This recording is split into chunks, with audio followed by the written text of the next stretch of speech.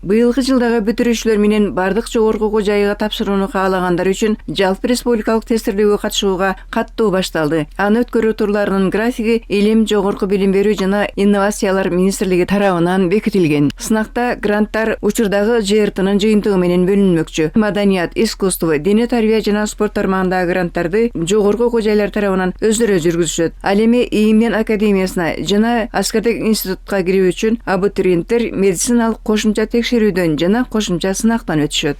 Жалпы республикалык тестирөөнүн натыйжалары боюнча гранттардын жана абитуриенттерди кабыл алуунун бөлүнүшү абитуриенттердин жылдагыдай эле категориясына жараша бөлүнөт.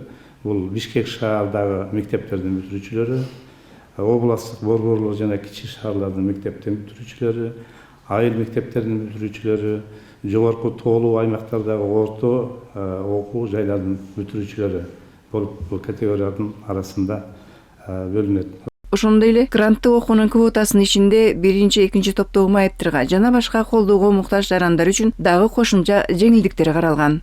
Бала кезинен майып адамдар, жетим балдар жана ата-энесинин багуусунан ажыраган балдар, этникалык кыргыздар, Аксы районунда Жалал Абад областынын 17-18 март 2002, апрель, июнь 2010 жана апрель 21 окуяларынын дагы каза болгон адамдардын балдары жана кайрылман статусу барлар өзүнчө категория менен бөлүнүп кабыл алынат.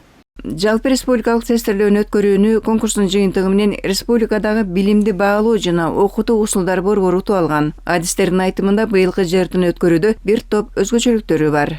Жалпы республикалык тесттин жыйынтыгы менен эгерде мурдагы жылдары жогорку окуу жайларга милдеттүү түрдө болсо, азыркы ушул жылдан баштап жалпы республикалык тесттин жыйынтыктары орто кесиптик окуу жайларга тапшырууда дагы гранттык, контракттык орундарына тапшырууга 11 класстын базасында милдеттүү болуп эсептелет.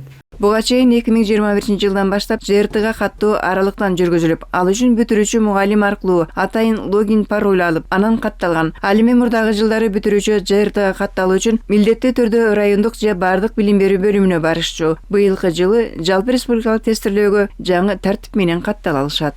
Мектепте же болбосо орто кесиптик, орто окуу жайларда окуп жаткан окуучулар, бүтүрүүчүлөр, алар күндөлүк платформасы аркылуу каттала алат тестке түздөн-түз. Ошол платформа аркылуу кирет. Андан тышкары мурдагы жылдын бүтүрүүчүлөрү болсо, бул тестке катталуу үчүн сөзсүз түрдө районго барбайт. Тиркеме аркылуу, ошо сайттагы биздин тиркеме платформа аркылуу түндүк жана бирдиктүү авторизациялык системасында ошол жерден өзүнүн идентификациясын өтүп, анан ошол аркылуу кирүүгө, катталууга мүмкүндүк берилип жатат.